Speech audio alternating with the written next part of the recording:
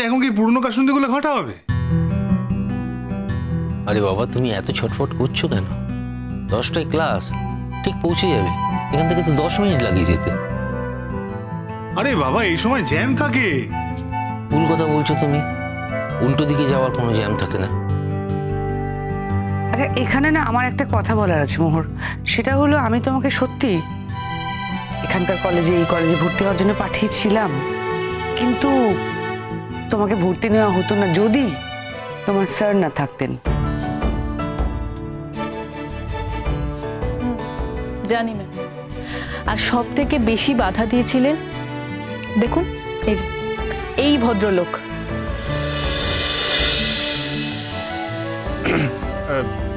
আচ্ছা ঠিক আছে, অনেক দেরি হয়ে গেছে, চলো এবার। হ্যাঁ হ্যাঁ হ্যাঁ, তুমি তো এখন বলবেই এখন চলো, দেরি হয়ে যাচ্ছে, এই সব কথা বলে তুমি আসলে এই ব্যাপারটাকে এড়িয়ে যেতে চাইছো, তাই না?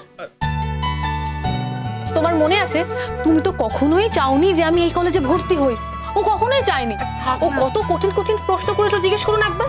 কি মনে আছে? আর কোন স্টুডেন্টকে আমার আগে কখনো এরকম কঠিন কঠিন প্রশ্ন করেছিলে বলো তো? আমারও জেদ চেপে গেছিল যে এই মেয়েটাকে চান্স দিতেই হবে। ইগোর ফাইট হয়ে গিয়েছিল, সবাই একদিকে আমি একদিকে। মোহরের ভর্তি হতে কোনো অসুবিধেই হতো না, আমার নামটা জড়িয়েছিল তো, তাই যত সমস্যা তৈরি হয়েছিল। আর আর ডেট ওভার যে হয়ে গেছিল সেটা তো একটা টপিক, সেটা বলো। শঙ্খ আজকে আর এই কথাগুলো বলে কোনো লাভ নেই। তুমি খুব ভালো করেই জানো যে ডেট ওভার হয়ে যাওয়ার পরও কিন্তু আমরা ভর্তি নিই।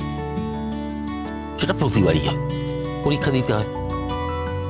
ওর তো পরীক্ষা দিয়েছিল, কিন্তু পরীক্ষা দেওয়ার পরও ভর্তি হতে ওকে বাধা দেওয়া হয়েছিল। তুমি আমাকে নতুন জীবন দিতে চেয়েছো না ঈশান, নতুন জীবন দিয়েছো, আর সেই জন্য আমি তোমার কাছে গ্রেটফুল। কিন্তু এখন আমাকে যে যন্ত্রণাটা দিচ্ছ সেটাও তো সত্যি।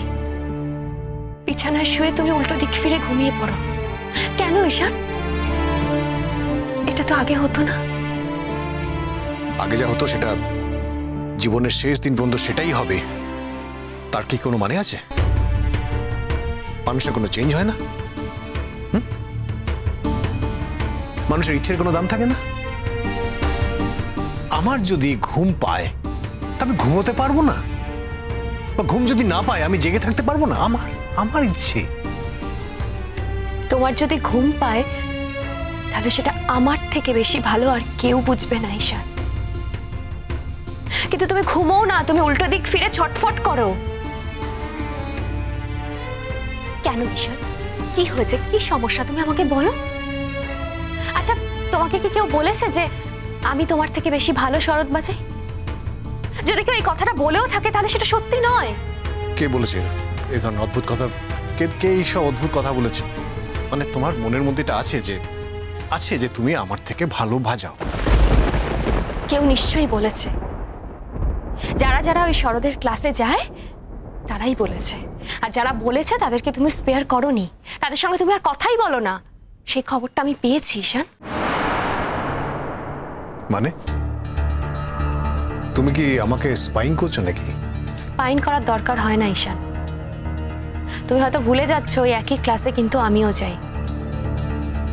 ওই ক্লাসেই মঞ্জিরা, জাহিরদা ওরা তো বলেছিল একদিন, ওরা তো বলেছিল যে তোমার থেকেও তোমার বউয়ের বাজনার হাত অনেক বেশি ভালো।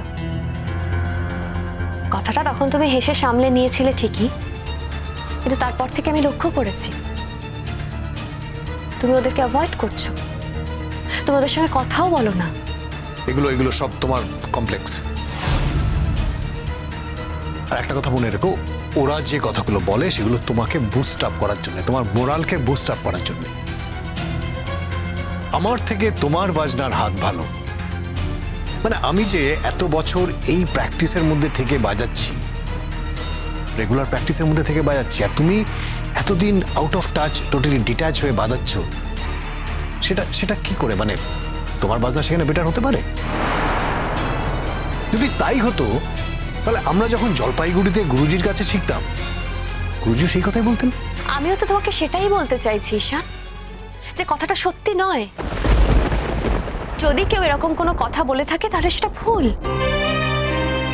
আমি তোমার পায়ের নখেরও যোগ্য নই, সেটা আমি বিশ্বাস করি। আমি তোমার বউ বলেই লোকেরা আমাকে বেশি প্রায়োরিটি দেয়। হয়তো আমি তোমার বউ বলেই গুরুজিও আমাকে বেশি স্নেহ করেন, আর হয়তো আমি উৎসাহ পাবো বলেই গুরুজি আমার নামটা নমিনেট করেছেন এই অ্যাওয়ার্ডের জন্য। তিতির, আমি চাই তুমি নিজের যোগ্যতায় পুরস্কারটা পাও। মানে আমার স্ত্রী বলে বা আমার ওয়াইফ বলে তোমাকে উৎসাহ দেওয়ার জন্য অ্যাওয়ার্ডটা দেওয়া হচ্ছে বা দেওয়া হোক, সেটা আমার জন্য অসম্মানের, খুব একটা সম্মানের নয়। আমার মনে হয় তোমারও সেটা খুব একটা সম্মানের হওয়ার কথা নয়। তোমার আমার নামের সাথে তোমার নামটা জড়িয়ে আছে, তাই না? আমার পরিচিতিতে তোমার পরিচিতির জায়গাটা।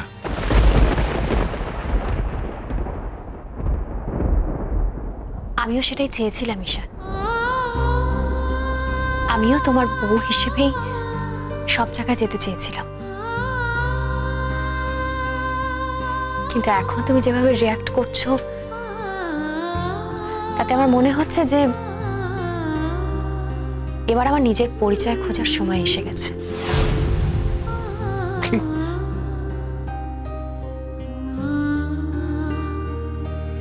নিজের পরিচয়? একেবারেই কি অসম্ভব? দেখো ঈশান, খারাপ ভালো প্রত্যেকটা মানুষেরই নিজের একটা পরিচয় থাকে। অন্যের পরিচয় পরিচিত হয়ে মানে অন্যের পরিচয় পরিচিত হওয়াটা জীবনের একমাত্র লক্ষ্য হতে পারে না। হ্যাঁ, আমিও আমার নিজের পরিচয় চাই।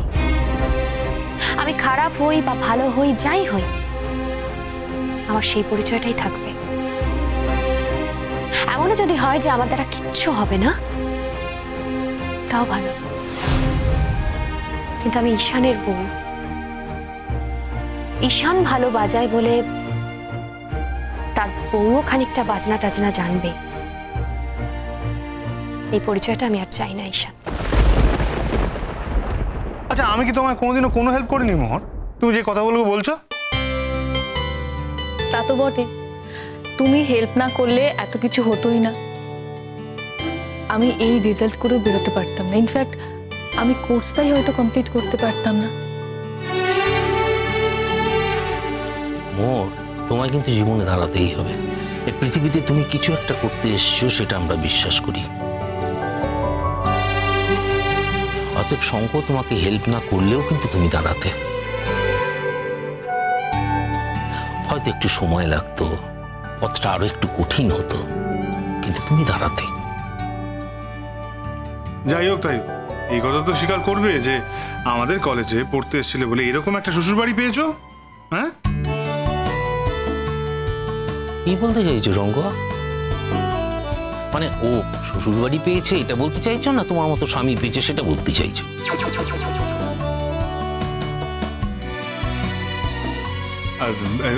মানে দুটোই দুটোই, কোনোটা তার মিথ্যে নয়। তাই যদি বলো শঙ্খ, তাহলে তো আমাকে বলতেই হচ্ছে। তোমরা জানো যদিও, তুমি, আদি, তোমাদের প্রত্যেকের আগে, অনেক আগে, কোন ছোট্ট থেকে আমি ওকে চিনি, জানি।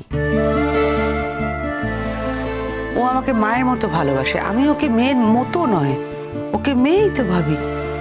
সেক্ষেত্রে কি বলবে আমি জানি না। না না, মায়ের মতো দেখার তো কোনো প্রয়োজন ছিল না। হ্যাঁ, ওর কি মা ছিল না? তোমার মা? হ্যাঁ ছিল তো। তাহলে আবার তোমাকে মা বলার মানে মা হওয়ার মতো প্রয়োজন কি আছে? সব সময় তোমার এই জায়গাটাতেই আপত্তি, আমি জানি তো ম্যাম। আপনি জানেন আপনাকে যখন যত্ন করতাম ও কত রেগে যেত, আপনি ভাবতেই পারবেন না। আর আসলে ও খুব হিংসুটে তো, তাই ভীষণ হিংসুটে। হিংসুটে? হ্যাঁ,